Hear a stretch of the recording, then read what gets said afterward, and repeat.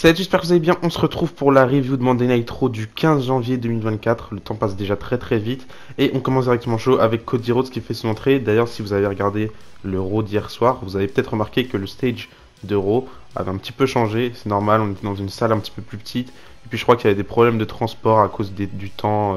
Je crois qu'il y avait pas mal de neige. Ça me rappelle un petit peu en 2015, que juste après le Rumble, on avait eu un show qui s'était déroulé au QG de la WWE, tout simplement parce qu'ils pouvaient pas faire de show à cause de la tempête de neige. Du coup, on avait un show totalement modifié où on avait juste des petites promos dans le QG de la WWE. Enfin bref, c'est pas le sujet. On a Cody Rhodes qui fait son entrée. Il arrive dans la ring. Il nous dit qu'il en a terminé avec Shinsuke Nakamura la semaine dernière. Et maintenant, il est là pour se reconcentrer sur ses projets personnels. Il nous rappelle encore une fois que il est revenu à la WWE pour une raison particulière. Et maintenant, il est temps de se tourner vers cette raison-là. Entre guillemets, terminer son histoire. Il nous dit que le Royal Rumble approche jusqu'au moment où on a Drew McIntyre qui fait son entrée. Drew McIntyre qui vient se mettre face à Cody Rhodes. Et il n'y aura pas trop d'animosité entre les deux. Tout simplement, Drew McIntyre il va dire à Cody Rhodes qu'il est fier de Cody Rhodes. À l'époque, ils étaient en équipe. Ils s'appelaient les Dashing Ones. À l'époque où Cody Rhodes était encore à la WWE. Mais être en équipe, ça les suffisait pas. Et à un moment donné, ils ont eu besoin de prendre un renouveau et de redéfinir un petit peu qui ils étaient eux-mêmes. Donc ils ont tous les deux pris le même chemin en quittant la WWE. Drew McIntyre en premier et Cody Rhodes ensuite. Ils ont fait ce qu'on appelle une Drew ou une Cody, parce que c'est un petit peu le terme qu'on emploie aujourd'hui quand quelqu'un quitte la WWE pour revenir un petit peu plus fort. Parce que maintenant c'est un petit peu un schéma qui se répète avec Drew McIntyre, avec Cody Rhodes, même d'autres catcheurs qui ont quitté la WWE et qui ont décidé de quitter la WWE pour plus rebondir et revenir à la WWE. C'est un petit peu maintenant comme ça qu'on appelle faire une Drew ou faire une Cody. Peut-être que Mustafa Ali fera une Drew ou une Cody, on sait pas. En tout cas, c'est un des catcheurs que je vois le plus accomplir ça. Mais bref, c'est pas le sujet. En quittant la WWE, Drew McIntyre et Cody Rhodes sont devenus si indéniables que la WWE a été forcée à les rappeler entre guillemets, puisque on se rappelle bien Drew McIntyre qui revient en force à la WWE et pareil pour Cody Rhodes. D'ailleurs, Drew McIntyre nous rappelle que son dernier match avant de revenir à la WWE, du coup en 2017, c'était face à Cody Rhodes. Et d'ailleurs, je vous conseille d'aller voir ce match-là parce que c'était un match sympa et j'ai quand même pas mal de bons souvenirs de ce match-là. Mais surtout pas le match en soi qui me rappelle des souvenirs, surtout la promo de Cody Rhodes qu'il va faire en s'adressant à Drew McIntyre à la fin de ce match-là où il lui souhaite tout simplement bonne chance pour sa seconde chance à la WWE. À ce moment-là, on ne pouvait pas s'imaginer que Cody Rhodes lui aussi reviendrait quelques années plus tard. Et en plus, dans les commentaires, on avait aussi Wade Barrett qui est aujourd'hui le commentateur de Raw. Donc c'est une belle petite histoire, je trouve, et ça me rappelle pas mal de souvenirs. I just want to say, you have very few friends in professional wrestling. You have a lot of acquaintances, but I am so lucky that I have two of my friends here tonight. Wade Barrett, Stu Bennett, and my former tag team partner, who has worked his ass off, who has worked his fingers to the bone to get back. Have no doubt. I'll take a page out of Vince McMahon's book right now. Drew McIntyre still is the goddamn chosen one. Thank you so much. Good luck. And I'll see you down the road. Il se rappelle même que Cody Rhodes lui avait dit ce soir-là que Drew McIntyre allait devenir champion du monde un jour. Et ça a été le cas puisqu'il est devenu 2 fois champion du monde, 2 fois champion de la WWE. Il a remporté le Royal Rumble, il a main eventé WrestleMania, un petit peu ce que Cody compte faire aujourd'hui, même s'il a déjà accompli 2 de ces 3 choses. Il manque plus qu'à devenir champion du monde. Et il l'a fait encore plus rapidement que Drew McIntyre, donc c'est quand même un sacré exploit. En tout cas, bref, tout ça pour dire que Drew McIntyre, il est fier de Cody Rhodes, il le dit devant tout le monde. Cody Rhodes, il va accomplir ce que son père ou toute sa famille n'a pas réussi à faire. Il va être le premier Rhodes à devenir champion du monde. Et il le dit aussi, Cody Rhodes, il va terminer son histoire. Mais il va pas terminer son histoire avant que Drew McIntyre termine son histoire. Donc là, tout se retourne complètement. Et c'est là où il est fort, Drew McIntyre, dans son changement de personnage ces derniers temps. C'est que tu peux croire qu'il est gentil jusqu'au moment où il va te lâcher juste la petite phrase qui va se retourner. Où tu vas juste te rendre compte que il est trop focus sur lui. Et c'est ça qui rend son personnage intriguant et complexe. Parce que tu pourrais tout simplement avoir un Drew McIntyre tout gentil, tout lisse, qui a juste des objectifs personnels. Mais il les fait tout simplement comme un bon face. Mais là, t'as l'impression qu'il veut passer par tous les moyens pour accomplir ses objectifs. Et c'est ce qui rend son personnage intéressant, je trouve particulièrement. Cody Rhodes va dire à Drew McIntyre que c'est vrai, il peut pas sous-estimer, il peut sous-estimer personne, puisque Jey Uso c'est un gagnant potentiel, Drew McIntyre c'est un gagnant potentiel, pareil pour CM Punk. Il faut sous-estimer personne parce que tout le monde pourrait gagner. Mais là, Drew McIntyre va lui répondre tout simplement d'arrêter de jouer ce rôle-là de la personne qui veut prendre ce rôle à cœur, arriver en souriant, arriver en costard. Lui aussi, il est passé par là, il est arrivé en souriant parce que il devait prendre ce rôle sur ses épaules. Et aujourd'hui, il est lui-même. Il veut que Cody Rhodes soit tout simplement lui-même. Sauf que Cody Rhodes, lui, il joue pas un rôle. Il le dit à Drew McIntyre, je joue pas un rôle. Si je viens comme ça tous les soirs en souriant, c'est tout simplement parce que j'aime ce que je suis en train de faire. J'apprécie ma seconde chance. Et toi, au lieu d'apprécier ta seconde chance, qu'est-ce que tu fais? Tu te plains de ta seconde chance. Là, Drew McIntyre, il va reparler et il va prouver encore une fois que Cody Rhodes a raison. Puisqu'il dit que ça le rend fou d'être ici ce soir à parler à Cody Rhodes. Parce que si la semaine dernière, ou il y a 2 semaines, je sais plus, Damian Priest n'avait pas joué à l'idiot et en essayant de cash in, etc., il serait probablement champion à ce moment-là. Donc encore une fois, il se plaint de sa situation. Donc ça prouve que Cody Rhodes a raison. Et ça le rend fou tout simplement de ne pas être champion ce soir et de tout simplement être ce soir en train de se plaindre face à Cody Rhodes. Il demande aussi à Cody Rhodes si c'est vrai Cody Rhodes qui parle aujourd'hui ce soir, pourquoi est-ce qu'il a ramené Jey Uso, pourquoi il est content et pourquoi il soutient le retour de CM Punk. Il a toujours toutes ces questions-là, Drew McIntyre en lui. On a l'impression qu'il est vraiment seul contre tout le monde et c'est vraiment très intriguant la tournure de son personnage. J'ai vraiment hâte de voir vraiment le point culminant de cette construction qu'on a depuis des semaines avec Drew McIntyre, évidemment en espérant qu'il re-signe avec la WWE, qu'il reprolonge pour vraiment voir la suite avec tout ça, même si je doute pas qu'il va pouvoir reprolonger. Il termine en disant que si Cody Rhodes essaye de se mettre sur son chemin, il va le manger vivant tout simplement, parce que à WrestleMania 40, l'histoire revient à Drew McIntyre et on est toujours dans cette optique-là de tout le monde veut terminer son histoire et c'est pour ça que je trouve que la construction elle est exceptionnelle en direction de ce Royal Rumble, parce que au lieu de faire comme chaque année balancer un Royal Rumble comme ça et t'as les histoires qui se créent pendant le Rumble, là t'as toujours tout simplement des histoires qui sont déjà créées avant le Royal Rumble et t'as hâte de voir ce qui va se passer dans ce Rumble-là évidemment, avec toutes ces histoires, avec les CM Punk, avec les Sami Zayn qui va faire son retour probablement, avec les Drew McIntyre, les Cody Rhodes. Enfin bref, franchement c'est un super bon travail de la WWE. Cody Rhodes va dire à Drew McIntyre que Drew McIntyre aimerait que lui et Cody Rhodes soient semblables, mais c'est pas le cas parce que lui, lorsqu'il fait les choses, il regarde pas vers Drew McIntyre, il regarde vers le ring et il regarde vers le public. Donc au Royal Rumble, il va remporter le Royal Rumble, il va donner encore une fois une raison à Drew McIntyre de se plaindre encore une fois. Et Drew a voulu parler de ce dernier match entre lui et Cody Rhodes avant que Drew McIntyre rejoigne la WWE, mais il tient à rappeler à Drew McIntyre qui est-ce qui a remporté ce match-là, parce qu'évidemment c'était Cody Rhodes qui avait remporté le dernier match de Drew McIntyre avant qu'il rejoigne la WWE. Et le segment se termine là-dessus, et franchement c'était une super promo battle entre les deux, même si de base c'était pas vraiment une battle, c'était juste franchement deux belles promos de deux bons catcheurs, et j'ai hâte de voir l'histoire se prolonger dans ce Royal Rumble match, parce qu'on approche vraiment du Royal Rumble. C'est dans 2 semaines si je dis pas de bêtises. En tout cas, super bonne promo des deux catcheurs pour ouvrir ce show. Ah oui, j'ai oublié de mentionner la mention de Punk justement, où on a Drew McIntyre et Cody Rhodes qui parlent de CM Punk. Drew McIntyre qui disait du coup à Cody Rhodes que Cody Rhodes connaissait très bien CM Punk puisqu'il l'a croisé, enfin il a eu le temps de le côtoyer récemment, puisque comme vous le savez CM Punk a fait son retour dans le catch à la All Elite Wrestling en août 2021 et Cody Rhodes était encore à ce moment-là à la All Elite Wrestling, donc ils ont eu le temps de travailler ensemble, j'imagine, même si c'était vraiment un petit peu la fin et ça se sentait pour Cody Rhodes du côté de All Elite Wrestling.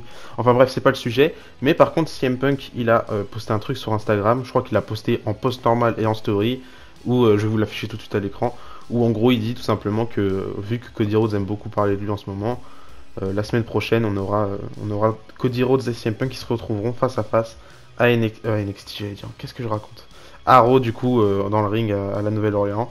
Du coup voilà, rendez-vous qui est placé pour la semaine prochaine, ça a été officialisé aussi par la WWE. On aura bel et bien un face à face entre CM Punk et Cody Rhodes la semaine prochaine. Hâte de voir ça et hâte de voir qu'est-ce qu'ils vont pouvoir se dire. J'imagine qu'il y aura pas mal de mentions à la All Elite Wrestling, même si ils vont pas réellement le mentionner, mais je pense qu'on aura des petites références, ça risque d'être intéressant. Ensuite on a enchaîné avec un autre match, enfin le premier match de la soirée du coup, et c'était le match le plus long de la soirée, avec une grande surprise personnellement. Match par équipe de Nick Mysterio et JD McDonagh qui affrontent du coup DIY, Thomas Ciampa et Johnny Gargano, et le match il était exceptionnel. 18 minutes de bon catch, c'était vraiment un super bon match, je vous conseille d'aller le voir. DIY en équipe, ça fonctionne de mieux en mieux, je dirais, dans le main roster en tout cas. On sait qu'à NXT, DIY c'était une des meilleures équipes, voire la meilleure équipe du côté d'NXT. Et dans le main roster, ça commence à prendre, on sent que le public arrive à s'investir un petit peu plus en DIY. Et en termes de in-ring, tout simplement, DIY ça régale toujours. Et de l'autre côté, Dominic Mysterio et JD McDonagh, c'était super bien. Dominic Mysterio, on sent qu'il s'améliore de jour en jour en tant en tant que catcheur dans le ring. À un moment donné, il va se prendre une close line Johnny Gargano, il va super bien la vendre, c'était super bien fait. Et JD McDonagh, je trouve qu'il a toujours le bon timing à chaque move. Il est toujours dans les temps, il arrive toujours à faire les choses correctement. En plus d'avoir un selling limite parfait, je crois que c'est un petit peu le successeur de Dolph Ziggler à ce niveau-là. Il a un selling juste de dingue, JD McDonagh. Donc pas mal de bonnes choses dans ce match-là, il était vraiment super chouette à regarder. Victoire de DIY évidemment. Il se rapproche de plus en plus de ses titres par équipe. J'imagine qu'on n'aura pas ce match-là au Royal Rumble comme je l'espérais, mais si on peut se diriger vers DIY champion, vers WrestleMania, ça pourrait être sympa. En tout cas, super bon match pour commencer le show. Et tant qu'on parle de DIY et de Johnny Gargano, évidemment, on enchaîne avec un autre match. Candice LeRae et Indy Hartwell qui a affronté Piper Niven et Chelsea Green. Là, le match était assez différent, c'était pas très bien. Ça n'a pas duré beaucoup de temps. L'histoire de ce match-là, je crois que c'était Indy Hartwell et Candice LeRae qui ont été voir Adam Pearce pour commencer officiellement leur année 2024 avec un match histoire de se mettre directement sur la route des titres par équipe, eux aussi, enfin elle aussi. Et on a Piper Niven et Chelsea Green qui veulent encore une fois un rematch pour le titre par équipe. Donc elles vont rentrer encore une fois dans cette division tag en passant par les chemins les plus compliqués, en tout cas en commençant par le début et pas directement avoir des opportunités. Donc il a décidé de nous mettre ce match-là. Pas très long comme je l'ai dit, victoire de Candice LeRae et Indy Hartwell, première victoire pour elle en équipe depuis un petit moment j'ai l'impression. Ça faisait plaisir mais vraiment dans le ring c'était pas incroyable malheureusement, mais en tout cas on a une bonne victoire de Indy Hartwell et Candice LeRae et ça fait plaisir. Elles ont battu les anciennes championnes donc personnellement je prends et j'ai hâte de voir la suite. Ensuite on a Gunther qui a fait son grand retour, il s'était absenté quelques semaines, je crois 2 semaines, en tout cas c'est la première fois qu'on le voit de l'année 2024. Et il fait son retour accompagné de Ludwig Kaiser, puisque Giovinci j'imagine il se remet toujours un petit peu de cette commotion cérébrale qu'il a subie il y a quelques semaines. Et il va commencer directement avec ses ambitions pour 2024. Il va nous parler du Royal Rumble en disant que l'année dernière il était rentré à la première place et il a été éliminé en dernier. Il était à une élimination de remporter ce Royal Rumble match. Et cette année il compte bien faire pareil, donc il s'annonce encore une fois pour le Royal Rumble match. Hâte de voir d'ailleurs la perf qu'il va faire au Royal Rumble. Je pense qu'il va faire une sacrée perf. Limite, c'est peut-être pas le favori pour ce Rumble là. Maintenant qu'il y a CM Punk, c'est vrai qu'on peut penser à CM Punk. Mais personnellement, si on peut trouver un moyen de donner la victoire du Rumble à Gunther tout en conservant cette affiche pour le main event de WrestleMania entre Seth Rollins et CM Punk, s'il y a vraiment un moyen bien caché pour le faire, personnellement je prends parce que pour moi Gunther c'est vraiment celui qui mérite le plus de remporter ce Royal Rumble match. En tout cas à ce moment là on a Xavier Woods qui va faire son entrée. Il va vouloir challenger tout simplement Ludwig Kaiser parce qu'il y a cette petite histoire entre le New Day et Imperium. On a il y a quelques semaines Kofi Kingston qui a justement mis une commotion cérébrale à Giovanni Vinci. Ensuite Ludwig Kaiser il s'est vengé, Xavier Woods à son tour de se venger. Et du coup on a directement eu un match entre les deux. Le match pareil il était pas très long mais c'était vraiment très intéressant comme match. J'ai bien aimé l'implication de Xavier Woods dans ce match là parce qu'à un moment donné il va saigner et il va être totalement changé. C'est un petit peu un changement qu'on a récemment à la WWE avec le sang, c'est que on sait très bien que Triple H il a déjà mentionné plusieurs fois en disant que le sang c'était vraiment pas du tout ce qui était le plus intéressant dans le catch. C'était pas nécessaire d'avoir tout le temps du sang comme par exemple le Elite Wrestling le fait, limite chaque semaine on a du sang. C'est un plus dans le catch d'avoir du sang, que ce soit du vrai ou du faux, mais c'est pas nécessaire de l'utiliser tout le temps. Si tu l'utilises tout le temps, t'as plus la surprise du truc, le truc est pas ouf et ça sert à rien, c'est pas nécessaire de tout le temps en avoir. Et depuis peu, à l'époque, je sais pas si vous vous rappelez, mais en plein milieu de la PGA, quand il y avait quelqu'un qui saignait accidentellement pendant un match à la WWE, on avait directement les arbitres qui demandaient à ce catcheur en question de s'essuyer le sang pour pas que ça se voit à l'écran. Mais depuis peu, j'ai remarqué personnellement, et je pense qu'on a tous un petit peu remarqué, à chaque fois qu'il y a quelqu'un qui saigne à la WWE, la WWE ne s'empresse pas tout de suite directement d'aller demander au catcheur d'essuyer son sang ou quoi que ce soit. Il laisse les choses se faire. C'est accidentel, ça rajoute un petit peu plus de réalisme et je trouve que c'est cool. Et là, par exemple, avec cette histoire de Xavier Woods qui saigne un petit peu de la bouche quand il se fait attaquer par Ludwig Kaiser, ça rajoute un petit peu plus de réalisme et un petit peu plus d'intérêt. Personnellement, ça m'intéressait un petit peu plus de voir que il y avait de l'impact dans ce qui se passait et que c'était pas juste une histoire toute pétée comme ça qui se fait ultra rapidement. À la fin du match, évidemment, on a Xavier Woods qui va encore vouloir se venger, il va prendre une chaise, etc. Il va même attaquer Ludwig Kaiser avec la chaise, donc disqualification. Victoire de Ludwig Kaiser par disqualification. C'était une bonne manière de terminer le match. Je voulais pas qu'il y ait vraiment un réel finish à ce match-là, qu'on passe à autre chose. Là, au moins, l'histoire se poursuit. On aura, j'imagine, Jey Uso qui va être impliqué dans tout ça prochainement. J'aurais bien aimé avoir évidemment Big E qui soit impliqué dans tout ça. Avoir un Big E contre Gunther, ça aurait pu être exceptionnel. Le grand retour de Big E. Mais plus le temps passe, plus je me dis Big E ça va être compliqué de le revoir dans le ring. Ça fait bientôt 2 ans là qu'il a été blessé, donc 2 ans de blessure c'est ça fait quand même long. Je pense que le jour où il fera son retour, s'il fera son retour un jour, bah la foule va popper comme des fous et j'ai hâte de voir ça. Enfin bref, j'ai bien aimé aussi deux trois petits clips qu'on a eu par rapport à Bronson Reed en backstage où vraiment Bronson Reed il s'intéresse un petit peu au titre solo du côté de Raw. J'ai hâte de voir la suite pour Bronson Reed. Pour l'instant, je suis pas plus impliqué que ça, mais Bronson Reed c'est un super bon catcheur et j'ai juste hâte de voir qu'est-ce qu'il attend par la suite. Peut-être un autre match pour le titre intercontinental dans la foulée. Peut-être qu'il deviendra main eventer par la suite, je sais pas, mais en tout cas j'ai hâte de voir les petits programmes prévus pour les Bronson Reed, pour les Ricochet, même si Ricochet ça fait un petit temps qu'on l'a plus vu, c'est un petit peu dommage. Depuis pareil, lui aussi, sa commotion cérébrale, on l'a plus vu depuis un petit temps, un petit peu dommage. La dernière fois qu'on l'a vu, je crois que c'est quand il a vu CM Punk là pour la première fois et puis qu'Adam Pearce il l'a amené dans son bureau pour parler du titre intercontinental, etc. Mais depuis, on l'a plus trop vu, c'est un petit peu dommage. Ensuite, on a eu un autre match en simple, Akira Tozawa qui enchaîne les matchs, lui d'ailleurs, et il a affronté Ivar. Encore une fois, le match était très très court, mais par contre, il était vraiment très différent des matchs qu'on peut avoir d'habitude avec Akira Tozawa. Akira Tozawa, il a toujours un petit peu de in-ring à nous montrer dans ces matchs comme ça, quand il affronte des sacrés morceaux comme Ivar. Je crois que c'est même pas la première fois qu'il l'affronte. Mais cette fois-ci, on a Maxine Dupri qui était en ringside, qui nous a fait une Stacy Keibler. Donc en gros, elle a amadoué un petit peu Ivar pendant ce match-là, ce qui a permis à Akira Tozawa de reprendre l'avantage et de remporter le match avec un roll-up. Victoire d'Akira Tozawa qui remporte, c'est quand même une sacrée grosse victoire pour lui. Battre Ivar qui est quand même un autre gabarit que lui et vraiment le jour et la nuit entre Akira Tozawa et Ivar. Je trouve que c'était super bien. Je trouve que c'était un bon petit match, même si c'était assez court. Victoire d'Akira Tozawa. À la fin, évidemment, on a Ivar qui va encore une fois attaquer Akira Tozawa, donc il va pas le laisser respirer. Et plus tard en backstage, on aura Ivy Nile qui se mêle un petit peu toutes ces histoires de Alpha Academy, puisque je crois qu'elle est en équipe avec Maxine Dupri. Elle veut prendre sa vengeance sur Valhalla et la semaine prochaine on aura un match entre les deux. Je sais pas trop ce que ça peut donner. Valhalla, ça fait longtemps qu'on l'a pas vu catcher, enfin Sarah Logan. Je sais même pas ça date de quand son dernier match. Si ça peut être un bon match, tant mieux, mais je suis pas très impliqué là-dedans. Ensuite, on a Rhea Ripley qui arrive dans le ring pour nous faire une promo où tout simplement elle va mettre toutes les catcheuses qui veulent gagner le Royal Rumble, elle va toutes les mettre en garde en disant si la personne qui gagne le Royal Rumble décide d'aller l'affronter, elle devrait mieux changer d'avis et aller choisir quelqu'un d'autre plutôt que de l'affronter, puisque ce sera une chance de perdu pour elle, puisqu'elle va là, tout simplement battre tout le monde qui est sur son passage. C'est sa division féminine, elle reste la championne et elle restera la championne. Mais à ce moment-là, on a Becky Lynch qui fait son entrée. Enfin, la confrontation tant attendue entre Becky Lynch et Rhea Ripley. Ça fait maintenant plus d'un an limite que on a des petits teases entre les deux. Elles se croisent en backstage, elles se croisent sur la rampe. Mais on n'a pas réellement de réelle intercation entre Becky Lynch et Rhea Ripley. Je crois que la dernière qu'on a eue, elle date d'avant sur Hors Series. Un petit truc rapide qu'on a eu, mais vraiment pas très très long. Et là, Becky Lynch, elle arrive dans le ring. J'ai trouvé la promo de Becky Lynch assez compliquée au début parce qu'elle fait que des tours dans le ring et on a Rhea Ripley qui la suit comme si elle avait peur de se faire attaquer par derrière. Je trouvais que c'était bizarre de tourner en rond dans le ring. Mais en tout cas, la promo était quand même bien. On a Becky Lynch qui dit que elle a une petite pensée dans sa tête. Elle pense que Rhea Ripley est meilleure que elle, mais elle a besoin de prouver que c'est pas la vérité en battant Rhea Ripley. C'est pour ça qu'elle va remporter le Royal Rumble et challenger Rhea Ripley, prendre le titre. Et à WrestleMania, on aura du coup Mami contre The Men. Personnellement, ça m'a hypé un petit peu pour cette affiche, même si je suis pas très très hype par l'idée d'avoir ce match-là. Je pense pas que Becky Lynch remportera le Royal Rumble, même si ça reste une possibilité. Et ça me dérange pas plus que ça. Je préfère avoir quelqu'un d'autre qui remporte le Royal Rumble, mais si c'est Becky Lynch, tant mieux. Mais je trouve que c'était une bonne idée de mentionner le Royal Rumble dans tout ça. Au début, je me suis dit, elles vont pas mentionner le Royal Rumble du tout, et ça va juste mettre en place le match pour WrestleMania. Elles vont reprendre le programme un petit peu comme c'est trouvé de CM Punk plus tard. Sauf que CM Punk il a mentionné le Royal Rumble.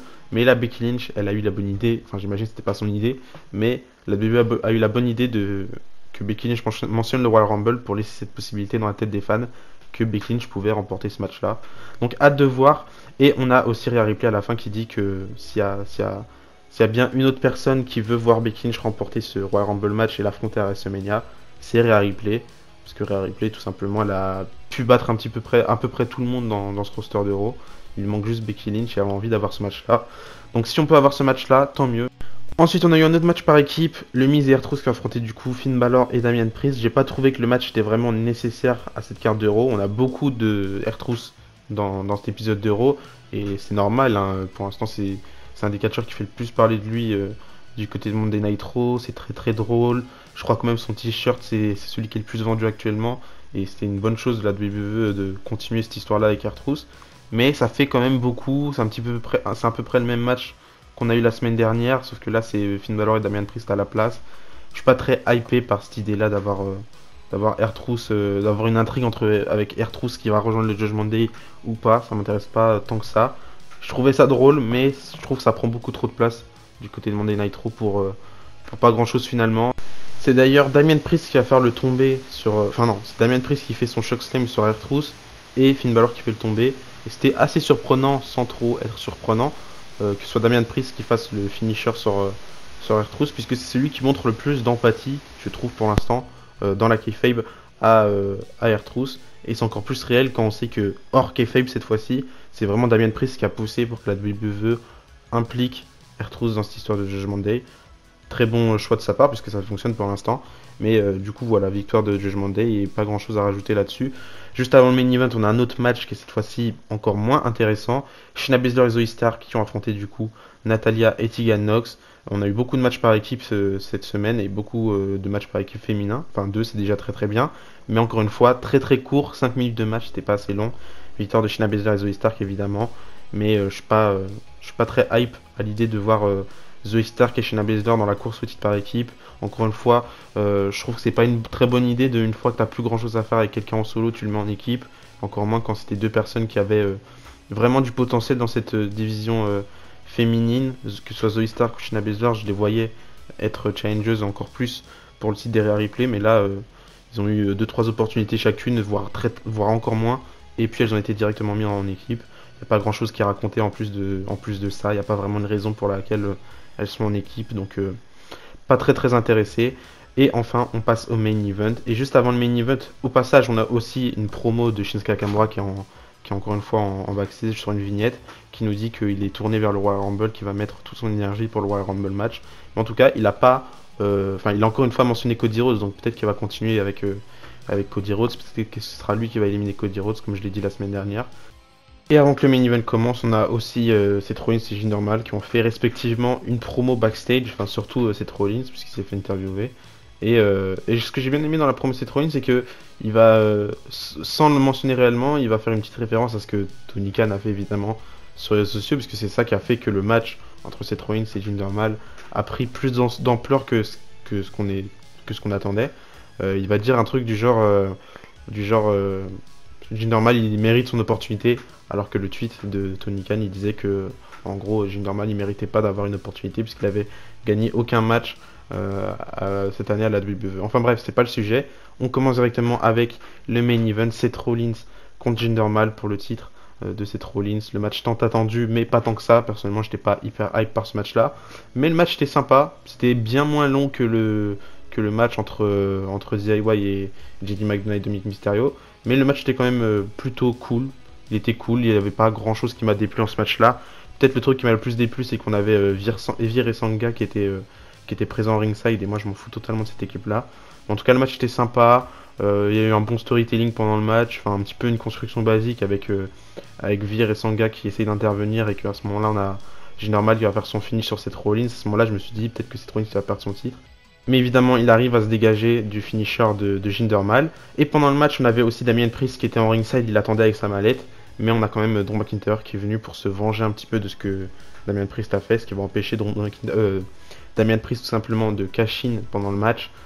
Malgré toutes les rumeurs qui circulaient sur les réseaux sociaux, comme quoi il y avait Extra Pyro qui était prévu pour Monday Night Raw, qui allait avoir des feux d'artifice de partout. Finalement, rien du tout, puisque Seth Rollins va faire son curb stomp comme d'habitude. 1, 2, 3, victoire de Seth Rollins, il conserve de manière clean, sans cash-in, sans rien du tout. Il n'y a pas eu de retournement de situation, quoi que ce soit. On termine sur une victoire de Seth Rollins. Rien de plus basique. Malheureusement, quand on regarde le match et qu'on voit Seth Rollins faire son finish pour remporter le match, on voit qu'il sourit pas du tout. Il a même l'air plutôt inquiet, et ça justifie plutôt bien le fait que sur les réseaux sociaux, il y a pas mal de rumeurs qui disent que Seth Rollins se serait blessé pendant le match. Je crois que c'est au moment du curb stomp, j'ai l'impression que ça fait 2 semaines d'affilée, à chaque fois qu'il fait un curb stomp, il saute en même temps, enfin il saute évidemment, mais il réatterrit sur la cheville, bizarrement.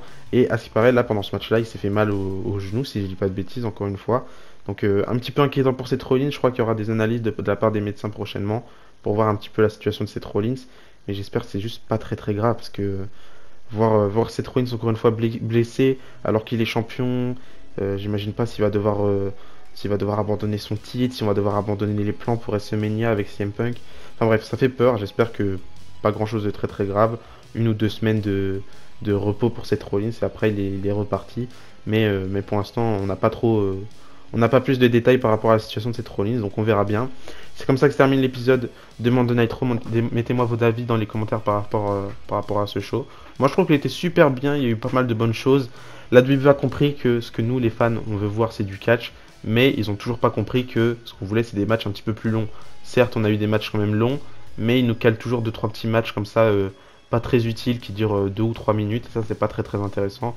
Je préfère avoir 4 matchs sur un show et 4 matchs de 15 minutes, plutôt qu'avoir 7 matchs avec des matchs de 3 minutes, des matchs de 2 minutes, et à côté de ça des matchs de 10 minutes. Je sais pas si vous partagez le même avis que moi, mais personnellement je préfère avoir des matchs plus longs quitte à avoir moins de matchs, plutôt qu'avoir 30 000 matchs et avoir que des matchs courts. Personnellement c'est pas ce qui m'intéresse le plus. Donc voilà, c'est la fin de cette vidéo, j'espère qu'elle vous a plu. On se retrouve du coup samedi pour ma review de SmackDown. On approche très très vite du Royal Rumble. Et d'ici là, je vous dis à la prochaine, n'oubliez pas, tant que Lucas Chase, bisous.